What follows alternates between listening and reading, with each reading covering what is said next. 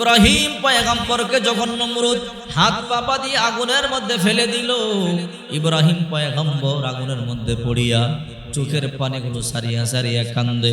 ইব্রাহিম পয়গম্বর তাকায়া দেখে নিজের বাবা আজর ইব্রাহিম পয়গম্বরের হাত পা দিয়া যেই রশি দিয়া ফালাইছে, ওই রশি ধরে ধরে আজর টানতেছে।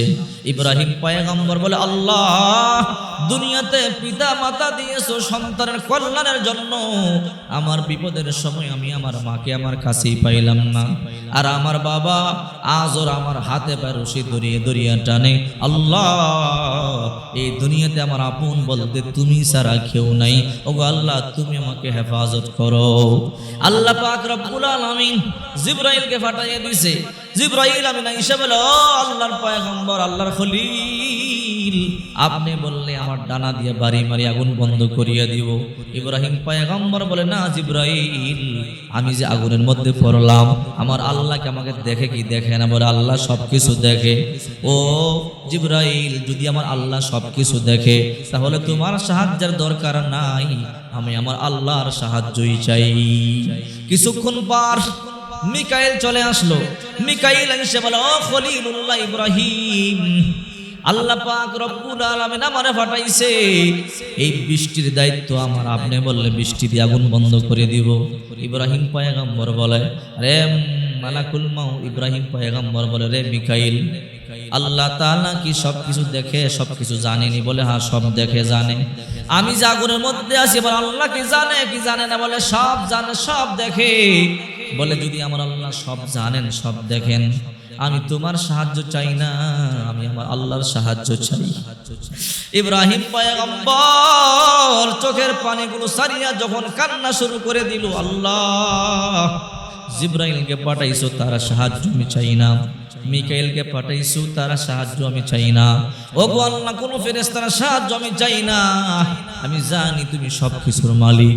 যে আগুনের মধ্যে নমরুদ আমাকে ফালাইছে, ওই আগুনও তোমার কথা শোনো, ওই আগুনও তোমার মালিক, ওই আগুনের মালিক তুমি।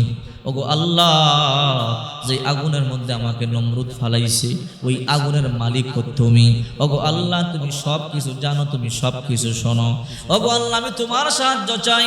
ইব্রাহিম চোখের পানিগুলো সারিয়ে যখন কান্না শুরু করে দিয়েছে, আল্লাহর কুদরতি অন্তরে জোশ করে গেছে। আল্লাহ পাক রব্বুল আলামিন বলে, ইয়া নারু কুনি বারদা ওয়া সালামান আলা ইব্রাহিম। আল্লাহ পাক ডাক দিছে, রে আগুন, থাম, আমার ইব্রাহিমের উপর ঠান্ডা হয়ে যা, একেবারে ঠান্ডা হইস না, যেন আমার ইব্রাহিম কষ্ট পায়। সালাম মানে শান্তিদায়ক হয়ে যা, আমার ইব্রাহিমের জন্য তুমি শান্তিদায়ক হয়ে যাও। আগুন বন্ধ হয়ে ফুলের বাগান হয়ে গেল। নমরুদ তাকায়া দেখে, ইব্রাহিমকে আগুনের মধ্যে ফালাইলাম, 6 মাস ধরিয়া যে আগুন জ্বালাইলাম লাকড়ি দিয়া তৈল দিয়া, ওই আগুন তো মুহূর্তের মধ্যে বন্ধ হয়ে গেল। ওই আগুন বন্ধ হইয়া ফুলের বাগান হয়ে গেল। নমরুদ বলে, কে রে আগুন, তুই কি তোর ক্ষমতা হারায় ফেললি নাকি? ইব্রাহিমকে কেন করতে পারো না? আগুন বলে, আল্লাহ জবান খুইলা দাও। আল্লাহ জবান খুইলা দিল। আগুন বলে, রে নমরুদ, তুই তোর 14 গোষ্ঠী নিয়ে নাইমা দেখ, 14 গোষ্ঠী পর্যন্ত পরে ছাই করে দিব, আঙ্গার করে দিব। আল্লাহর কসম, আল্লাহর খলিল ইব্রাহিমের একটা পশম করবার ক্ষমতা আমার নাই। ইব্রাহিম পয়গম্বরকে নমরুদ বড় জ্বালান জ্বালাইছে। নমরুদ যখন দেখলো আগুনে পড়ে না, এবার নমরুদ মনে মনে ভাবে, মনে হয় ইব্রাহিম আগুনকেও জাদু করছে। ইব্রাহিমকে এমন জায়গার মধ্যে বন্দি করব, বাঘের সামনে। বাঘ জাদু মন্ত্র শোনে না, বিশ্বাস করে না। বাঘের সামনে দিব, বাঘ ছিঁড়ে ফিরে খাবে। একটা বাঘকে 15 দিন পর্যন্ত খাবার না দিয়া ক্ষুধার্ত রাইখা খাসার ভিতরে ইব্রাহিম পয়গম্বরকে ক্ষুধার্ত বাঘের সামনে দিয়া দিল। ইব্রাহিম পয়গম্বর নির্ভয়ে নির্দ্বিধায় জেলখানার মধ্যে বসে বসে মাওলা পাকের জিকির করে, লা ইলাহা ইল্লাল্লাহ, লা ইলাহা ইল্লাল্লাহ। ইব্রাহিম পয়গম্বর জিকির করে, বাঘ ইব্রাহিম পয়গম্বরের সামনে আসতেছে ইব্রাহিম পয়গম্বরকে খাওয়ার জন্য। ইব্রাহিম পয়গম্বর তাকাইয়া দেখে বাঘ সামনে আইসা থাইমা গেল। ইব্রাহিম পয়গম্বর বলে, কি রে বাঘ, মনে হয় তুই আমার খাবারের জন্য আসছিলি, কেন থাইমা গেলি? তুই আমার খাইয়ে কলিজা ঠান্ডা কর। বাঘ বলে, আল্লাহ জবানটা খুইলা দাও, তোমার খলিলুল্লাহর সাথে আমি একটু কথা বলতে চাই। আল্লাহ তাআলা বাঘের জবান খুইলা দিল। বাঘ বলে, ইব্রাহিম, 15 দিনের ক্ষুধা লইয়া জেলখানার মধ্যে বড় কষ্টে আছি। জালেম নমরুদ 15 দিন পর্যন্ত কোনো খাবার দেয় না। ইব্রাহিম গো, আপনার দেখা ভাবলাম আপনার খাইয়ে কলিজা ঠান্ডা করব, আপনার খাবারের জন্য আমি আপনার সামনে আসছিলাম। আল্লাহর কসম করে বলি ইব্রাহিম, আপনার শরীর থেকে আল্লাহ পাকের মহাব্বতের গ্রাণ পাইতেছি। আল্লাহর কসম করে বলি, আমার দ্বারা আপনার একটা পশমের ক্ষতিও হতে আমি বাগ দিব না। চিন্তা করে দেখেন, ইব্রাহিম পয়গম্বরকে নমরুদ বারবার মারবার চেষ্টা করেছে। একবার ফেরেশতা বলে, আল্লাহ গো, ওগো আল্লাহ, ইব্রাহিম পয়গম্বরকে কেন খলিলুল্লাহ বানাইল? শুনলে আশ্চর্য হয়ে যাবেন। ফেরেশতারা বলে, আল্লাহ, খলিলুল্লাহ বানাইবার মতো কি আজরের সন্তানকে পাইলেন? ইব্রাহিমের বাবা একজন মূর্তি পূজারী, এমন একজন মূর্তি পূজারীর সন্তান ইব্রাহিমকে আপনি খলিল বানাইলেন, আপনি কি আর কাউকে পান নাই? আল্লাহ পাক রব্বুল আলামিন বলে, রে ফেরেশতারা, আমি আমার ইব্রাহিমকে কেন খলিল বানাইলাম দেখতে চাও না শুনতে চাও? ফেরেশতারা বলে, আল্লাহ দেখলেই তো ভালো হয়, দেখতে চাই। আল্লাহ বলে, ও ফেরেশতারা, যা যা, আমার ইব্রাহিম গরু বকরি বেড়া দুম্বা উট সারিয়া দিয়া ময়দানের মধ্যে আমার জিকিরের মধ্যে মগ্ন আছে। যা যা, আমার ইব্রাহিমকে গিয়ে পরীক্ষা কর। সুবহানাল্লাহ। आके लुत्फे खेशरा इजहार कार्द बाखली नशनारे रा गुलजार का। যে ইব্রাহিমকে আগুন করতে পারে নাই, ফুলের বাগান হয়ে গেছে, ওই ইব্রাহিমকে ফেরেশতারা পরীক্ষা করবার জন্য রওনা হয়ে গেল। ফেরেশতারা দুনিয়ার জমিনে আসলেন, ইব্রাহিম পয়গম্বর মাঠের মধ্যে বকরি বেড়া দুম্বা সারিয়া সুবহানাল্লাহ সুবহানাল্লাহ সুবহানাল্লাহ জিকির করতেছে। সুবহানাল মুলকি ওয়াল মালাকুতি জিকির করতেছে। ফেরেশতারা মানবের বেশ ধরে আয়েশা কয় সুবহানাল্লাহ, ফেরেশতারা কয় সুবহানাল্লাহ। ইব্রাহিমের কত বড় ঈমান! গরু বকরি বেড়া দুম্বা ওর সারিয়া দিয়া ইব্রাহিম চোখ বন্ধ করে মাওলার জিকির করে, কোনো ভয় নাই। এই দৃশ্য দেখিয়া ফেরেশতায় কয় সুবহানাল্লাহ। মানব রূপী ফেরেশতা ইব্রাহিমের সামনে গিয়ে কয় সুবহানাল্লাহ। ইব্রাহিম পয়গম্বর বলে, কে রে, তুমি আমার মাওলা পাকের প্রশংসা করছো? আমার মাওলা পাকের প্রশংসা এত মজা লাগে, আরেকবার করো না। ফেরেশতা কয়, ইব্রাহিম, যদি তোমার মাওলা পাকের প্রশংসা করি আমার কি দিবা? ইব্রাহিম পয়গম্বর বলে, যদি তুমি একবার সুবহানাল্লাহ বলো, আমি একটা ওট তোমারে দিয়া দিমু। ফেরেশতা তো বলে সুবহানাল্লাহ। এবার ইব্রাহিম পয়গম্বর একটা ওট দিয়া দিছে। ফেরেশতা তো আল্লাহর নিয়ামত পাইছে, নিয়ামত পাইয়া এবার আলহামদুলিল্লাহ। ইব্রাহিম পয়গম্বর, তুমি আলহামদুলিল্লাহ বলছো? বলে হ্যাঁ। তোমারে আরেকটা ওট আমি দিয়া দিলাম, আরেকবার আলহামদুলিল্লাহ বলো, আরেকটা ওট তোমারে দিয়া দিব।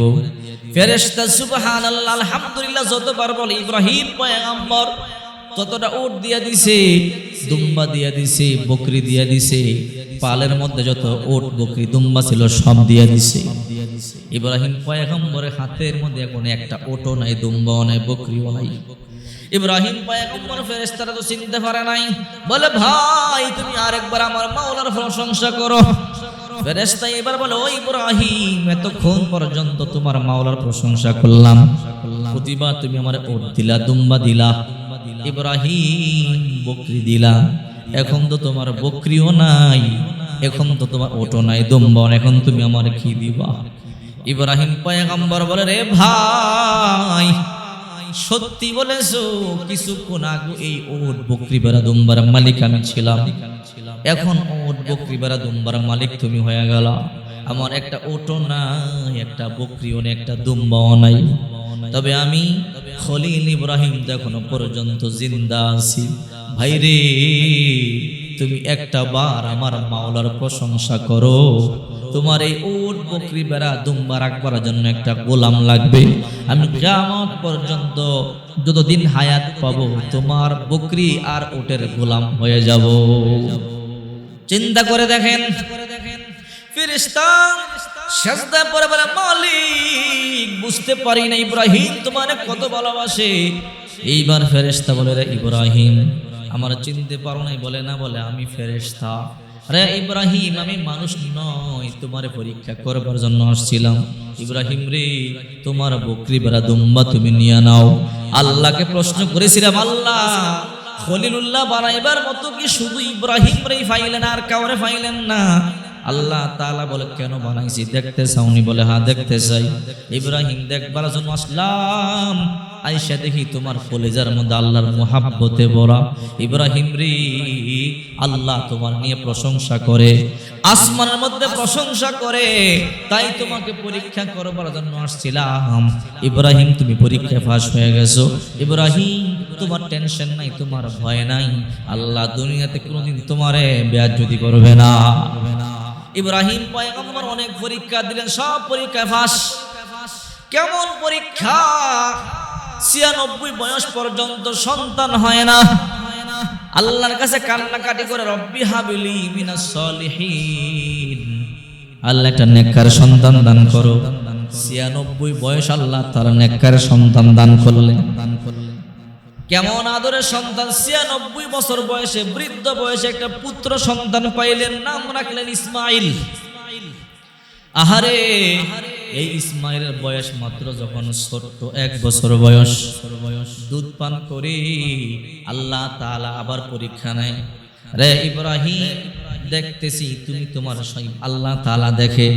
ইব্রাহিম আগে আমার বড় মুহাব্বত করতো, বড় ভালোবাসতো, কিন্তু এখন সন্তান পাওয়ার পর ইব্রাহিম আমার তেমন ভালোবাসে না, মুহাব্বত করে না, সন্তানকে নিয়ে ব্যস্ত। তাই আল্লাহ তাআলা আবার পরীক্ষা ফলাইলেন। আল্লাহ তাআলা বলে, ইব্রাহিম আমি তোমারে আদেশ করলাম, তুমি তোমার এই বিবি হাজেরা আর তোমার সন্তান ইসমাইলকে নিয়ে বনবাস দিয়ে আসো। কোথায় দিব? ইব্রাহিম পয়গম্বর তো সিরিয়া বসবাস করে। আল্লাহ তাআলা বলে, রে ইব্রাহিম সিরিয়া থেকে প্রায় 2000 কিলোমিটার দূরে এমন একটা জায়গা আছে মক্কাতুল মুকাররমা, যেই জায়গাটার মধ্যে আমি এমন কোন নবী নাই যেই নবীরা আমি পাঠাই নাই। প্রত্যেকটা নবী এই বাইতুল্লাহ তাওয়াফ করেছে। ওই বাইতুল্লাহর পাশে যাইয়া তুমি তোমার বিবি তোমার সন্তানকে রেখে আসো। রে ইব্রাহিম যতদিন পর্যন্ত আমি আবার ফিরে তোমাকে যাওয়ার আদেশ না করব যাইতে পারবা না, তোমার বিবি তোমার সন্তানকে দেখতে যাইতে পারবা না। ইব্রাহিম পয়গম্বরকে আল্লাহ আদেশ করলো, ইব্রাহিম তোমার বিবি তোমার সন্তানকে রাইখা চলে যাইবা।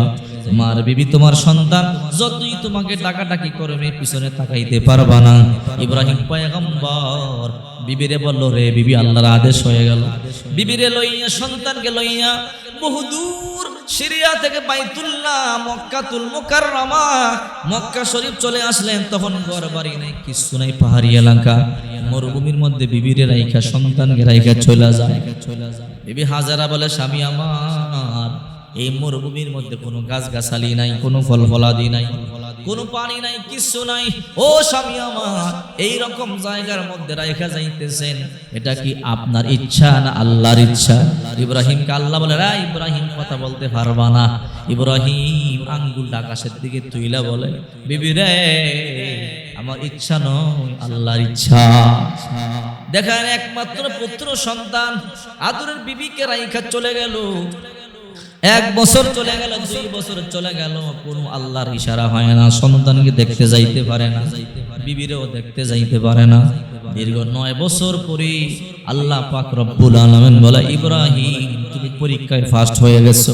ইব্রাহিম রে যাও যাও, এখন তোমার সন্তান তোমার বিবি রে গিয়ে দেখে আসো। ইব্রাহিম পয়গম্বর বিবি সন্তানকে দেখবার জন্য আসলেন। বিবি স্বামীকে দেখা চোখের পানি ছেড়ে কান্না শুরু করলেন। স্বামী আমার দীর্ঘ 10টা বছর পর্যন্ত কোনো খোঁজ খবর নিলেন না। ও স্বামী আমার, আপনার আমানত ইসমাইলকে আমি কষ্ট দেই নাই, আপনার সন্তানকে কোলে পিঠে করে মানুষ করেছি, এই নেন আপনার সন্তানকে আপনি বুঝে নেন। এবার আল্লাহ তাআলার কাছে ইব্রাহিম পয়গম্বর শুকরিয়া আদায় করল, আল্লাহ আমার শেষ বয়সে তুমি আমার সন্তানকে মিলাই দিছো। ওগো মালিক আমি তোমার শুকরিয়া আদায় করতে চাই। আল্লাহ, একটা ঘর বানাইবার জন্য আমারে তুমি নির্দেশ করো, যে ঘরটার সামনে তোমার গোলামি করব, ঘরটাকে তাওয়াফ করো। আল্লাহ তাআলা বলে, ইব্রাহিম রে, ঘর তো আগেরই আছে।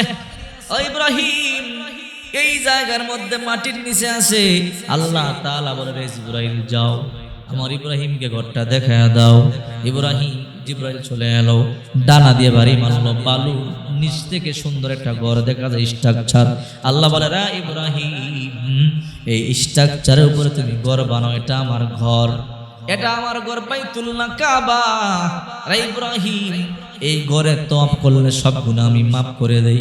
ইব্রাহিম পয়গম্বর তার সন্তানকে নিয়ে সুন্দর করিয়া কাবা ঘরটা নির্মাণ করলেন, কিন্তু উঁচায় উঠতে পারে না। ইব্রাহিম পয়গম্বর বলে, আল্লাহ, উঁচুতে উঠতে পারি না, কি করব? আল্লাহ তাআলা জান্নাতে একটা পাথর দিলেন। আল্লাহ বলে, রে ইব্রাহিম, এই পাথরের উপরে দাঁড়াও। এই পাথরে দাঁড়াইয়া তুমি যখন পাথরকে বলবা উপরে উঠ, পাথর উপরে যাবে। তুমি যখন বলবা নিচে যা, পাথর নিচে যাবে। এই পাথর দিয়ে তুমি আমার বাইতুল্লাহ নির্মাণ করো। ইব্রাহিম পয়গম্বর মিস্ত্রি, তার সন্তান ইসমাইল জোগালি, দুইজনে দীর্ঘ সময় ধরিয়া বাইতুল্লাহ নির্মাণ করলেন। বাইতুল্লাহ তাওয়াফ করিয়া মাকাম ইব্রাহিমের পাশে এসে দোয়া করে, রব্বানা ওয়াবা'আথ ফীহিম রাসূলা। আয় আল্লাহ, তোমার কাছে একজন রাসূল আছে, শেষ নবী মুহাম্মদুর রাসূলুল্লাহ। আল্লাহ, এই শেষ নবী মুহাম্মদুর রাসূলুল্লাহকে তুমি আমার ইসমাইলের বংশে দাও, তোমার কাছে এইটাই আমার চাওয়া। কাবা ঘর বানাইয়া দোয়া করছে। আল্লাহ দোয়া কবুল করলেন। আল্লাহ পাক রব্বুল আলামিন তার কলিজার টুকরা সন্তান ইসমাইলের বংশে আল্লাহ তাআলা শেষ নবী মুহাম্মদুর রাসূলুল্লাহ সাল্লাল্লাহু আলাইহি ওয়াসাল্লামকে দিয়েছেন। এই ইব্রাহিমকে আল্লাহ তাআলা প্রায় বড় বড় 10টা পরীক্ষা নিয়েছে, কোন পরীক্ষা ইব্রাহিম পয়গম্বর ফেল করে নাই। ইব্রাহিম পয়গম্বর পাস করেছে। আল্লাহ তাআলা বলে, রে ফেরেশতারা, তোরা বলেছিলি ইব্রাহিমকে কেন খলিল বানাইলাম, এইজন্য ইব্রাহিমকে আমি খলিলুল্লাহ বানাইলাম। সুবহানাল্লাহ।